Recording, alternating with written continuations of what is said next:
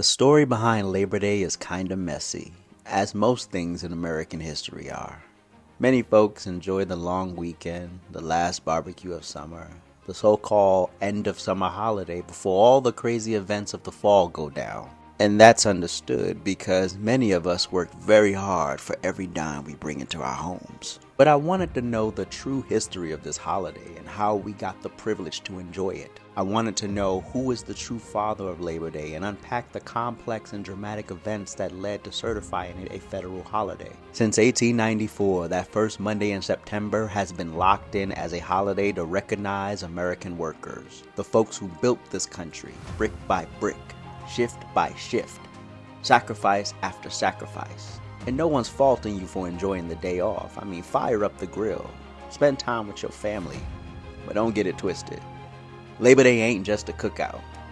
It's a reminder of the fight and the grind that got us here. Thank you for tuning in. This video is brought to you by our official merch store, AJsRANT.com. Make sure you like, subscribe, and turn on your notifications so you get new uploads and live streams hot off the presses. Now let's get back into the video. When we talk about Labor Day, very few people stop and ask, who actually made this day happen? Who really fought for it? And in my research, two names kept coming up, Peter Maguire and Matthew Maguire. And yeah, I know the last names sound almost identical, but these were two different dudes, both fighting for labor rights back in the 1800s.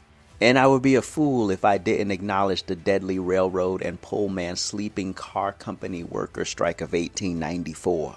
Now picture it, 1893, the country's broke, deep recession. George Pullman, the railroad car king, slashes wages by 30%. But does he cut the rent in his company-owned town of Pullman, Illinois? Absolutely not. Folks were making less but still expected to pay full price for where they lived. Well, that's robbery and unrealistic. By May 1894, workers had had enough. They walked off the job. Then in June, Eugene Debs and the American Railway Union shut down trains in 27 states. Yes, 27 states. That's how powerful workers are when they stick together. Now here's the twist. Most people think it was the violence, the riots in Chicago, the National Guard opening fire, 30 people killed, that forced Congress to create Labor Day. That is wrong. The truth? Congress had already passed the bill. President Grover Cleveland signed it into law on June 28, 1894, before the strike turned bloody. So yeah, Labor Day is an honest holiday, and it was also political. It was about calming the storm and honoring sacrifice. But make no mistakes, the holiday exists because working people refuse to be treated like machines. So when that first Monday of September rolls around and you're flipping burgers, take a moment to remember the workers that bled for dignity and the system that tried to play both sides. Now that's the real story. Now let's unpack the mystery of who is the real father of Labor Day. Let's start with Peter Maguire. He was a carpenter. In 1881, he co-founded the United Brotherhood of Carpenters. And he also helped form what became the American Federation of Labor, the AFL. Now that's pretty big. Now back then, workers were grinding crazy hours, 12, sometimes 14 hours a day, 6 or 7 days a week. Maguire was one of the people who pushed back hard. He helped lead major strikes in 1886 and 1890, strikes that cracked open the door to what we now call the 8-hour workday. The AFL and CIO even acknowledged straight up that without Maguire, the AFL probably wouldn't have even survived its early years. That's how influential he was. Now here's where Labor Day comes in. Legend has it Maguire pitched the idea in 1882.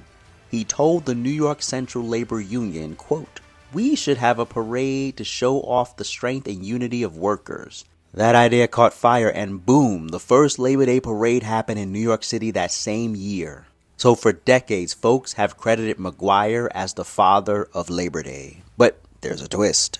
Matthew Maguire was also in the mix. He was a machinist running with the Machinists and Blacksmiths Union in Paterson, New Jersey. He also served as secretary for the New York City Labor Union, the same group that threw the first Labor Day parade.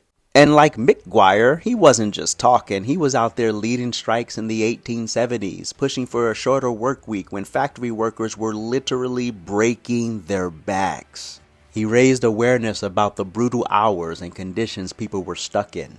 But unlike Peter, Matthew didn't stop there. He ran for vice president in 1896 on the Socialist Labor Party ticket. So the brother was a radical. And for the record, Matthew McGuire is the one who actually sent out the invitations for the first Labor Day parade in 1882. He and his wife literally rode at the front of the parade in the first carriage.